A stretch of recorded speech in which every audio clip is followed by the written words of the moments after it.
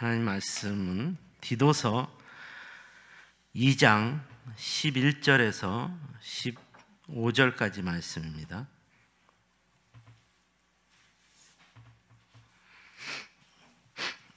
디도서 2장 11절에서 15절까지 말씀, 신약성경 349페이지입니다.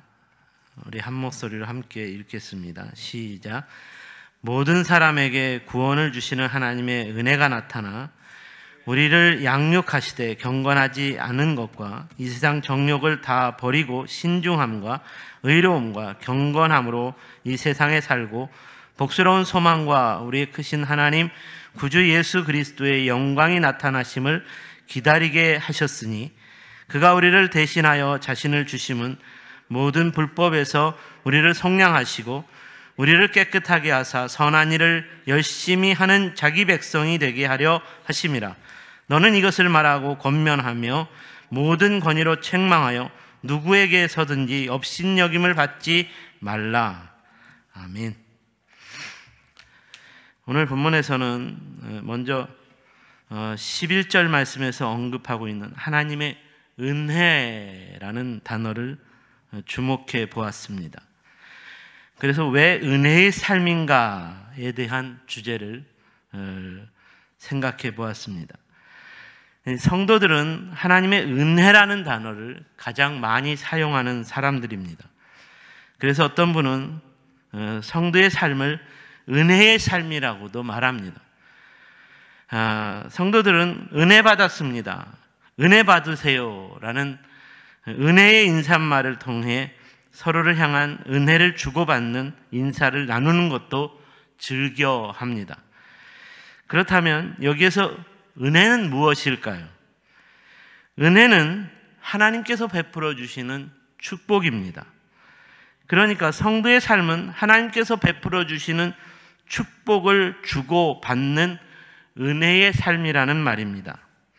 사랑하는 여러분, 오늘 여러분의 삶은 하나님께서 베풀어 주신 축복의 삶입니까? 저와 여러분의 삶이 진정으로 하나님의 은혜에 속한 삶이냐는 것입니다. 성도라면 매일매일의 삶을 은혜의 삶이라고 고백할 수 있어야 하는 줄 믿습니다. 그리고 성도의 삶은 이렇게 하나님의 은혜에 속한 삶이기 때문에 그 은혜의 속성을 따라 은혜를 베풀고 은혜를 받는 삶으로서 계속되는 은혜의 삶이어야 합니다. 하나님의 은혜는 하나님께서 베풀어 주시는 축복이라고 했습니다.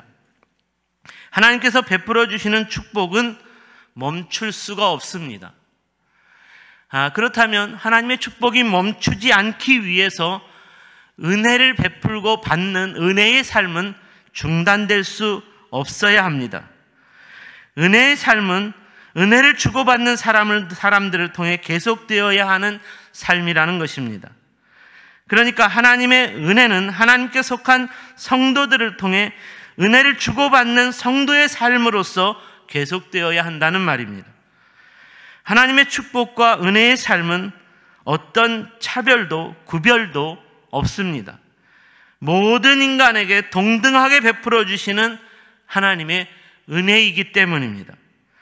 그러므로 오늘은 본문을 중심으로 이렇게 하나님의 은혜에 속한 성도의 삶에 대해서 여러분과 함께 말씀을 통해 묵상해 보기를 원합니다. 왜 성도의 삶은 은혜의 삶인가? 은혜에 속한 삶이라고 말하는 것일까요?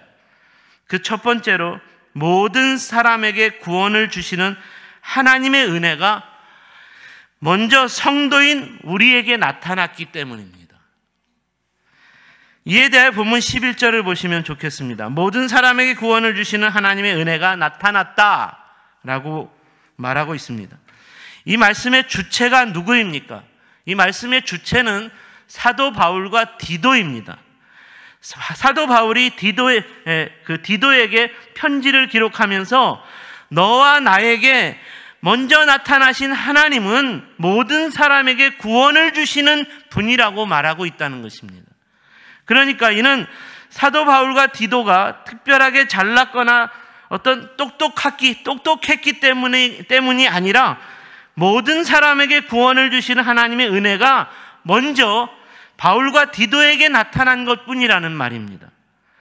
그러니까 이 말은 모든 사람에게 구원을 주신 하나님의 은혜를 먼저 알고 깨닫게 된 사람이라면 아직도 모든 사람에게 구원을 주시는 하나님의 은혜를 알지 못하고 깨닫지 못하는 사람들에게 하나님의 은혜를 전해주는 사람으로서 살아야 한다는 말이기도 합니다.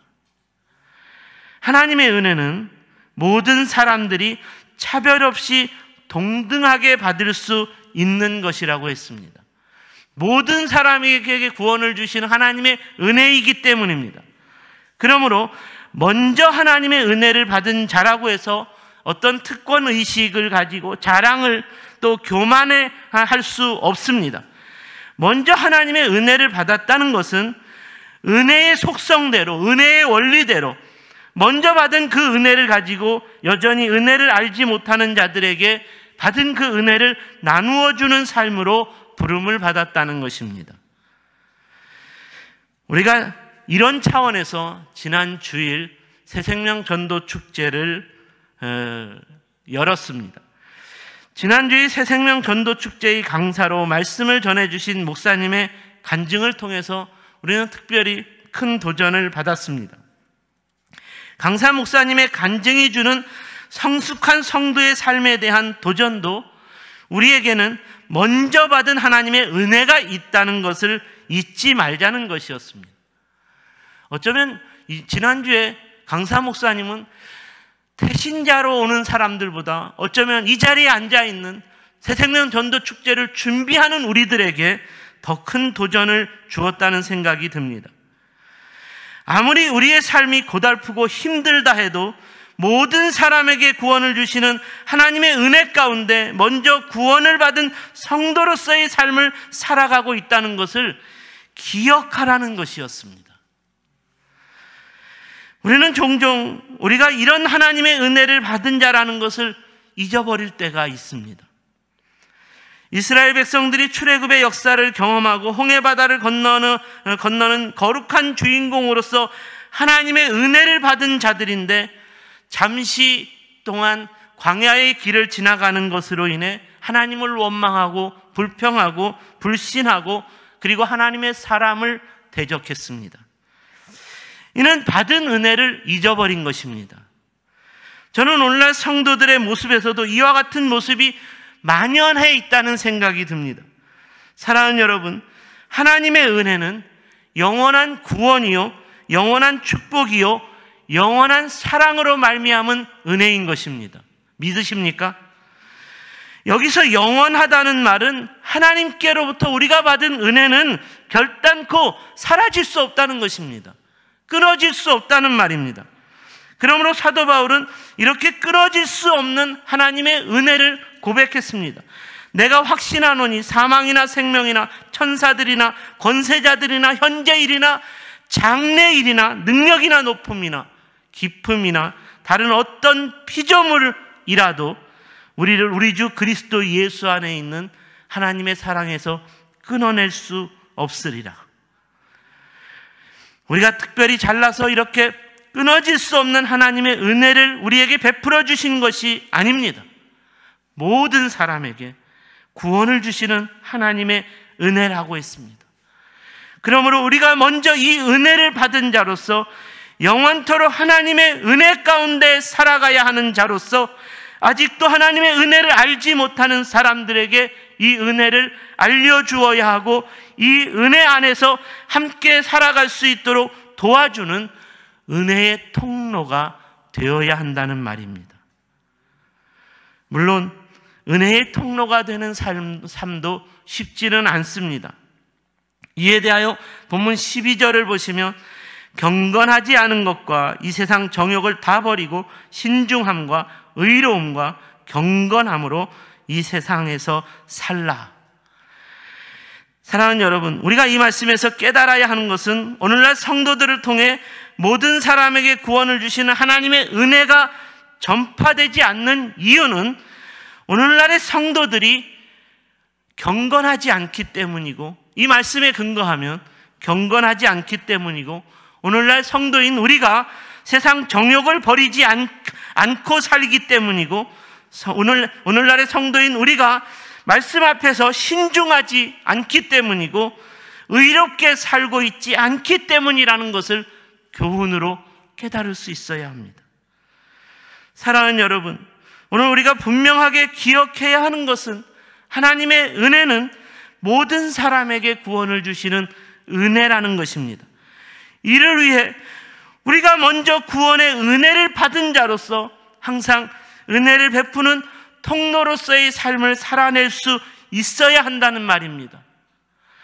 모세처럼 끝까지 하나님의 은혜를 기억하고 그 은혜를 흘려보내는 통로로서의 삶을 살아낼 수 있다면 아무리 강팍한 애굽왕 바로의 철장이라도 끊어낼 수 있는 것이고, 우리를 통해 흘러가는 은혜의 생수를 가로막는 악한 사단의 역사라도 능히 끊어낼 수 있는 줄로 믿습니다. 바라기는 저와 여러분의 샘 공동체가 아직도 하나님의 은혜를 알지 못하는 세상을 향해 영원토록 마르지 않는 이 은혜의 샘물을 흘려보낼 수 있는 은혜의 통로로서의 삶을 살아갈 수 있기를, 잘 살아갈 수 있기를 주님의 이름으로 축원합니다. 두 번째, 모든 죄인에게 예수 그리스도의 영광이 나타나심을 기다리는 삶이기 때문입니다. 이에 대해 본문 13절 말씀을 보시면 좋겠습니다. 우리의 크신 하나님 구주 예수 그리스도의 영광이 나타나심을 기다리게 하셨으니, 이 말씀은 은혜의 물이 구체적으로 어떻게 흘러가야 하는가를 교훈하고 있습니다. 예수 그리스도의 영광이 나타나야 한다라고 말합니다. 이는 복음의 영광이 나타나야 한다는 말과 같은 말입니다. 예수 그리스도, 복음이죠. 복음의 영광이 나타나야 한다라는 말은 사도행전의 초대교회처럼 예수 그리스도의 복음을 전파함으로써 복음을 듣게 되고 믿는 자들이 점점 많아지는 것으로 그리스도의 몸된 교회가 더욱 굳건하게 세워져야 한다는 말입니다. 그러므로 이 말은 하나님의 은혜의 역사는 모든 죄인들에게 그리스도 복음의 영광이 나타나심을 기다리는 삶이었기 때문에 지난 2000년 동안 이 은혜의 복음을 전하는 전도자들을 통해 끊이지 않고 계속 복음이 전파된 것으로서 복음의 영광이 복음의 영광이 나타난 역사라는 것입니다. 사도 베드로도 자신의 서신서에서 이렇게 복음의 영광이 나타나는 것을 위해 자신이 은혜의 하나님께로부터 부름을 받았다, 은혜로운 전도자로 부름을 받았다라는 것을 이렇게 고백했습니다. 모든 은혜의 하나님 곧 그리스도 안에서 너희를 부르사 자기의 영원한 영광에 들어가게 하신 이가 잠깐 고난을 당한 너희를 친히 온전하게 하시며 굳건하게 하시며 강하게 하시며 터를 견고하게 하시리라. 사랑하는 여러분, 은혜 가운데 사는 우리에게, 다시 말해서 은혜의 복음을 전파하는 우리에게 그 은혜의 복음을 전파하는 것으로서 그리스도의 복음의 영광이 나타나게 하는 그것으로 인한 잠깐의 고난은 있을지도 모르겠습니다. 아니, 있습니다. 하지만 그 고난이 영원하지 않습니다. 왜냐하면 영원한 은혜의 하나님이 우리의 편이 되어주시기 때문입니다. 영원한 구원의 하나님이 우리의 주가 되어주시기 때문입니다. 영원한 은혜의 하나님이 우리와 함께 영원한 영광에 들어가시기 위해서 우리를 온전하게 하여 주시고 우리를 굳건하게 하여 주시며 우리를 강하게 해 주실 것이기 때문입니다. 바울은 바로 이것을 권면하고 이것을 축복하고 있습니다. 그러므로 여러분도 그리스도의 복음의 영광이 나타나는 삶을 위해 은혜의 복음 전도자가 되라는 것입니다. 그러므로 영원토록 복음의 영광이 나타나기를 기다리시는 하나님의 은혜에 속한 사람이라면 이 은혜의 복음을 전파하는 삶을 위해 악한 세상 앞에서 쫄지 말고 두려워하지 말고 당당하게 전도자로 살아갈 수 있어야 한다고 도전합니다. 이에 대한 말씀이 본문 14절, 15절에서도 계속되고 있습니다. 그가 우리를 대신하여 자신을 주심은 모든 불법에서 우리를 속량하시고 우리를 깨끗하게 하사 선한 일을 열심히 하는 자기 백성이 되게 하려 하심이라. 너는 이것을 말하고 복음을 말하고 권면하며 모든 권위로 책망하며 누구에게서든지 업신여김을 받지 말라. 예수님을 그리스도로 믿는 우리의 삶은 모든 불법에서 속량된 삶이기에 깨끗한 삶인 줄로 믿습니다. 그러므로 진정으로 은혜에 속한 자녀라면 더 이상 죄로 인해서 무너지고 죄로 인해서 힘들다, 죄와 타협하고 죄로 인해서 넘어진 삶이 반복되어서는 안 된다는 말입니다. 또다시 죄에 넘어지고 악한 세상을 탓하고 악한 사단의 유혹을 탓하고 잠깐 고난을 당한 것을 원망하고 불평하는 그런 삶이 되어서는 안 된다는 말입니다. 저 여자 때문이에요. 저 뱀이 나를 유혹했기 때문이에요. 왜 나만 이렇게 힘들어요? 이런 핑계는 여전히 아담의 원죄에 속한 삶을 살고 있다는 것입니다.